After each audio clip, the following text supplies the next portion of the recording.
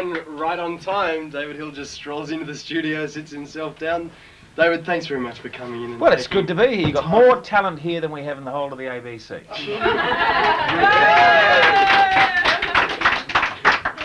Any chance to give themselves a clap, David, they'll go for it. So just keep buttering it. Keep it up. David is the chief of the ABC, former president of the North Sydney Rugby League's club. The North Sydney Bears. North Sydney I shouldn't Bears, be saying that in Redfern, should I? No, not around here. This is strictly Rabbitoh territory. No, but I'll tell you what, when the North Sydney Bears were unstoppable, it was the South Sydney Rabbitohs that came over North Sydney and belted us. Nobody in South Sydney is upset about the Bears now. Right. When all other teams tried and failed, it was correct. The Rabbitohs I think it was about 52 points to 12 or something. Yeah. Well, whenever Souths have a win, we take time out to celebrate here in our own reserved way. Now, if you go back over the years, South Sydney's done better than practically any other team in the league. All right. I'm going to get back to the league a little bit later on, David, but first of all, I'd like to hold up a couple of pictures for the camera, and you might just want to look at them first so you'll have some idea what I'm talking about. These are pictures of David Hill laughing, not just smiling, but downright laughing. Now, David, is this the way the public knows you, or the way you'd like to be perceived, or no? Well, it depends on the circumstance.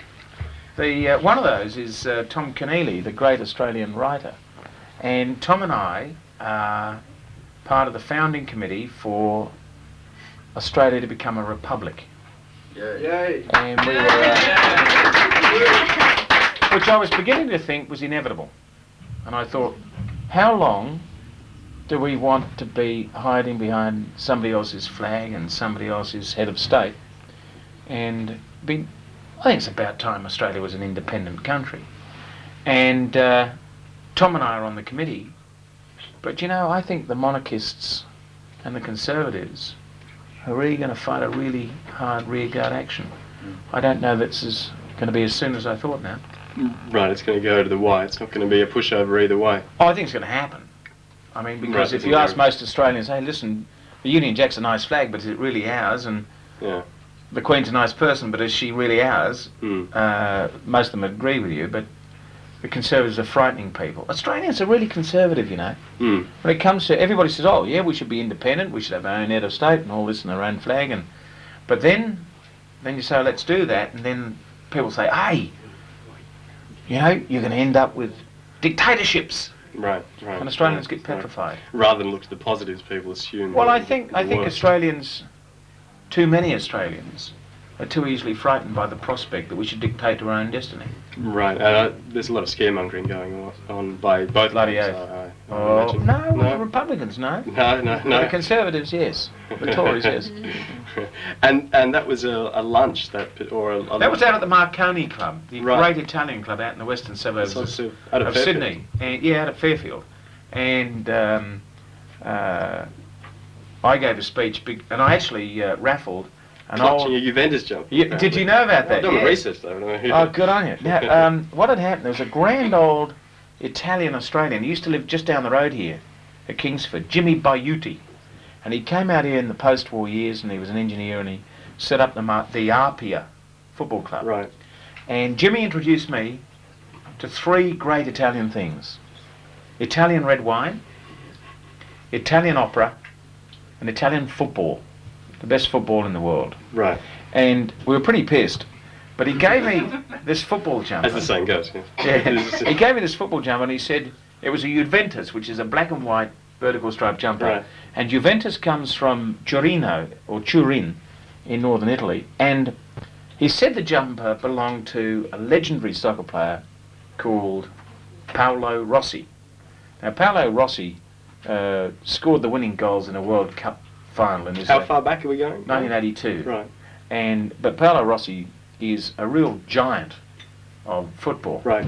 So, for the Republican cause, Jimmy had given me the jumper, and he's now dead, Jimmy. And I don't think he would have minded, so I donated the football for the Republican raffle out there at... so it was a big hit. It was a bigger hit than either Tom Keneally or me. You won them over with the football side of things. Well, I think the Republic won them over. But mind you, of course, the Italians have a lot to teach Australia. Most people don't know, Italy was not a country until the 1870s, only a little over 100 years ago. In what sense? It was Well, Italy was a series of different kingdoms, right. and it was the legendary Giuseppe Garibaldi that fought for unified Italy, and it subsequently became the Republic. So Australian Italians, Right. very familiar with their history, and Garibaldi are great supporters of the Republic.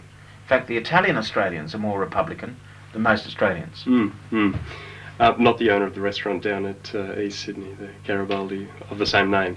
Well, if you go to Italy, virtually every town or village has Via Garibaldi. So there's a or some Corso Garibaldi, because Garibaldi is recognised in Risorgimento, or the unification of Italy, as being one of the really significant figures. So every town in Italy has a restaurant called Garibaldi, or a street called Garibaldi. There's nothing.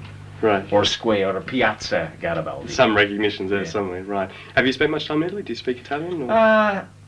I really didn't discover Italy until about 10 years ago. Now sometimes I think I admire the Italians for what they have taught us, more than any other nation in the world. I mean, they taught us the real value of a good life. Right. In art, Right. coffee, wine, Right. food, opera. They've taught us so much. And having endured their parliamentary system, no mean feat in itself. Well, that's right. And I think what the Italians have taught us, on occasions, not only how to flourish with bad government, Right. but sometimes to flourish with no government at all. I mean, sometimes Italy has just got no government, and yet Italy goes on.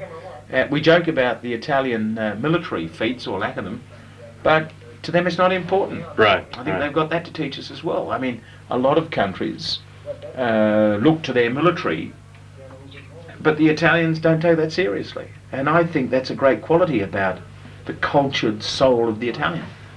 Right. Do they have like an ABC in Italy? Do they have a similar network run by the No. funded by the government? We're lucky in Australia that most countries that had a public broadcaster, publicly funded like the ABC, running television and radio, in the mad economic rationalist scorched earth policies that most of the Western world has followed in the last 20 years, they've destroyed them all. The BBC's under siege in Britain, and apart from them, we're all that's left to have a non-commercial public broadcaster. The Canadians have largely destroyed the non-commercial nature of theirs. The New Zealanders have just wiped theirs out almost completely. Right. And Australia's still very lucky still to have one. Right. Right. All right. Which brings me to my next question. 8 cents a day, or the concept of 8 cents a day, which is advertised on the mediums. Now, if I tallied 8 cents up in this entire room, I probably wouldn't get more than $5. So we're not looking at my, insignificant 8 cents a day, or a week, or a month even. How much money are we talking? Where does that money go towards? I mean, $500 million. $500 million. That's from the But if you take Australia as a whole, this is what it costs the Australian public. right. $500 million a year. And for that we run 3 national networks on radio. One of them's Triple J. The youth network. The Youth Network, which we're now expanding into regional areas. It's been in the capital cities, but now it's going out into regional areas, and we hope to get to another 10 major regional towns and cities next year. And we run about 54 local radio stations. We run television in every capital city, and Darwin and Canberra. We're also the largest orchestral company in the world. We run 6 symphony orchestras. Yeah, now that may be not so well known amongst the general public. What? Tell me about that. What is it? It's just a historic accident that back in the 1930s, when Australia really needed fine music, the ABC ran a series of bands and then ran these orchestras. And now we've got like a talent search kind of thing. Well, it was just that nobody else was doing it. Right, So now right. we're still running 6 magnificent symphony orchestras. But what Australians know less about is that for 50 years we've been running Radio Australia. So we've been putting Australia over through the rest of the world, particularly Asia, in 8 different languages 24 hours a day. Now if you can't sleep at night, if you turn on to one of the ABC radio stations, you can listen to one of our Radio Australia services, which is being beamed out on shortwave on these huge transmitters north of Darwin, out of Victoria, and Carnarvon in Western Australia. And we're beaming these shortwave signals all around the globe, but you can hear it domestically if you happen to be up in the middle of the night on radio. And we also run about 150 shops and centres, retail shops and centres. So it's a big organisation, the ABC. Yeah. Yeah. And I think that most people would prefer to pay their 8 cents a day than see the ABC taken over by commercials.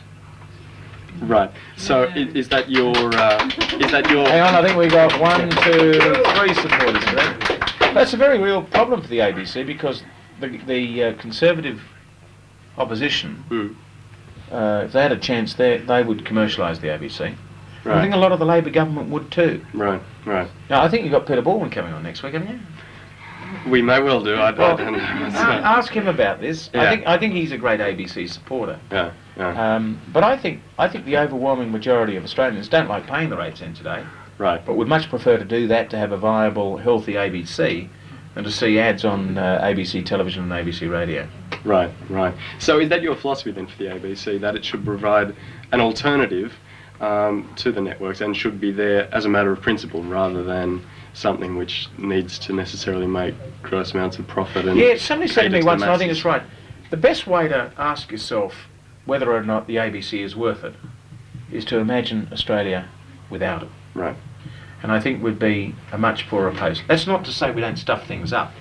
I think, see, most Australians accept that it's their ABC, they own it, they're pretty passionate about it. Right. And I think every Australian thinks from time to time they could run the joint a hell of a lot better than I could. But notwithstanding the warts and all, I think most people say Australia is lucky to have something like an ABC. You know, if you take the arts in Australia, whatever it is, whether it's script writing or acting or a good quality makeup artist or orchestras or dance or writing, doesn't matter what it is, or direction, the ABC is the largest employer of creative Australian talent. And if you take that great tapestry, you know, I mean, it's pretty hard to define it sometimes. You ask yourself, why is the ABC putting on Peter Ross Arts program on Sunday afternoon and rugby league on Saturday afternoons? Yeah. But I take the view that if you take that great tapestry of Australian cultural aspiration and endeavour, rugby league is as relevant as the opera. And if the ABC isn't projecting it and presenting it and reflecting it and promoting it, nobody else is going to do it as well as we are. Right. So therefore, running the ABC for you is more than a job. It's a cause. It's a passion. Sure, because I think it's the same for anybody that works at the ABC. Nobody works at the ABC for the money. Right. Nobody. Don't let me tell you otherwise. Because now Katrina, who was doing the makeup, was telling me she applied for a job for the ABC. Now she wouldn't have been doing that for the money. She'd be doing it for the love. And I don't think anybody works there for the money. I think the ABC is probably the most important single institution in Australia about what Australia is about and what Australia tries to be. And I think most of the people that work there because it's important more than working there for the day. Because I think everybody that works there could earn more money elsewhere. Right. Do you find there's a conflict of interest for you when reporting the news and current affairs sometimes involves perhaps producing reports that don't appear, totally positive for the government? I mean, is it a case of buying? No, not a conflict of interest, but it makes my job harder. Right. See, because the ABC gets all this money from Parliament, so I spend most of my time down in Canberra fighting for a decent financial deal for the government, for the ABC, and while I'm doing that, an ABC News or Current Affairs show program has belted the bejesus out of them. Right. And see, I'll tell you an interesting one was John Hewson's Fight Back. Now, I thought they'd win the election. I think most of us did. Along with the rest of the country. And they were going to cut ABC funding. They were going to cut 50 million a year. Right. And I remember that I was down there trying to persuade them that was the wrong policy for the ABC. You know, that they shouldn't cut the funding, the ABC was very valuable. And in the middle of that series of negotiations, Four Corners did a devastating analysis of Fight Back. Right. And it just made them angry. But it happens with the government as well. That whenever I'm down in Canberra trying to get a decent deal for the ABC, what about those bastards the other night on that? Yes. You know? But I think that is an occupational hazard. Right. It goes with the job. Goes with the job. If the ABC does its job properly, Mm. as Australia's most independent source of news and current affairs, then we're going to give the government one under the ear very regularly, and the opposition, and it simply makes my job a bit harder. But that's what the ABC is there to do. Right, right. David, this segment is titled Couch Potatoes Revenge, and it usually deals with critiques of television programs, and I sometimes give them ratings out of 30 minutes. How many minutes was it worth watching out of the 30 minutes, the top mark being 30. Are there any TV shows on today for you that get a 30 out of 30? I mean, what's... Well, I'm an avid watcher of television, but I must say, overwhelmingly the ABC, to a lesser extent SBS, very rarely the commercials. The No show- exceptions? Very rarely the commercials. No. I'm trying to think as we talk, what would I watch on commercial Ren and television? Stimpy. Can you help us? What do I watch on commercial? What would you guys watch on Ren and commercial? Ren and Stimpy. Simpsons and Roseanne. Now, Roseanne that's very interesting. Roseanne, I think, is a very good program. Very unusual for Americans to put a working class, Right. warts and all. I mean, it's got none of the Dolly Bird stuff Right. in it, Right. and it's dealing with hard working class issues. Right. Very interesting. We tried about 5 years ago, dealing with similar raw comedy subject matter, to put on a show that the Americans made called The Kavanaughs, and it dealt with a working class family in Boston. They were Irish Catholic. I thought Australians would relate to it Right. because of the Irish Catholic working class Right. traditions of Australia. But they wouldn't touch it with a barge pole on the ABC. Very interesting ABC audiences. We have the most discerning audiences. Fickle of to the say lot. the least. Mm. We did a survey at the time, about 1988, which asked us, Australians about the ABC, do you want to see more or less or about the same Australian programs? And they all wanted more. Do you want to see more or less or about the same British programs? And they said, about the same you got now. And we asked the question, when we did this survey, do you want to see more or less or about the same American programs? And overwhelmingly they said, we want to see less American programs on the ABC. Now at the time there were no American programs. And it was indicative, they were making a statement. Minus American. So programs. Roseanne, I think, is a good piece of television, but Mm. I'm not sure that people want to see it on the ABC. I think they see too much of it Mm. on the commercials. It's very interesting. The other night, very late at work, we're now planning in advance our summer ABC television schedule. And GP, which goes on ABC every Tuesday night at 8:30, goes into summer recess.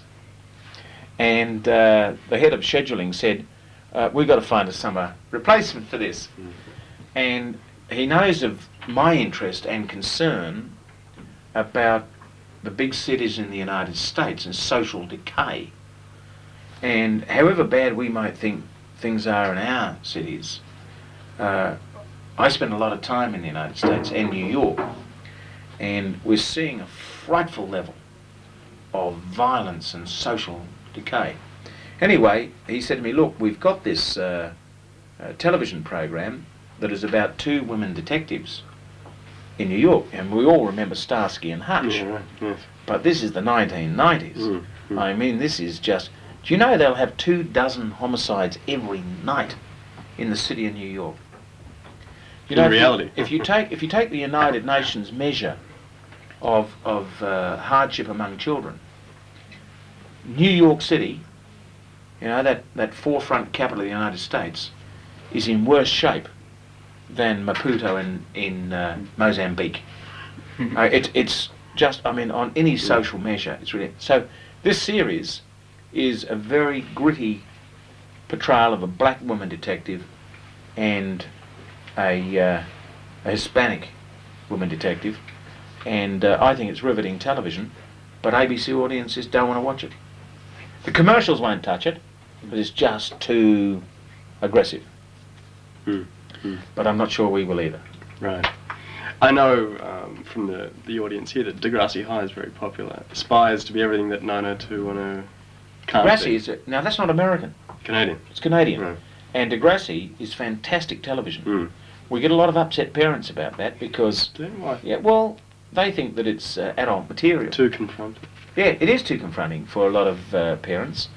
We show at 5:30, and I think it's great television. Mm. It's very important television. I wish we had the money to be making that sort of series ourselves, but drama is the most expensive form of television. And nowadays, good quality drama is going to cost you $1 million an hour.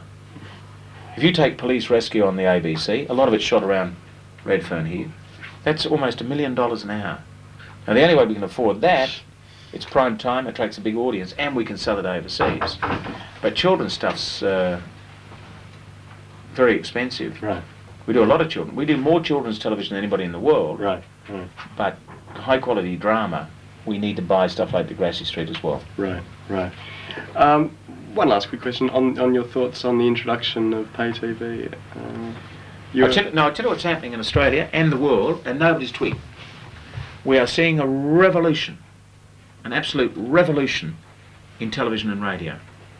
You know, all of our lives, we've been used to having a handful of radio stations on the AM dial, because that's all it'll fit, and a handful of stations on the FM dial, because that's all it'll fit, and a handful of stations on the VHF television dial.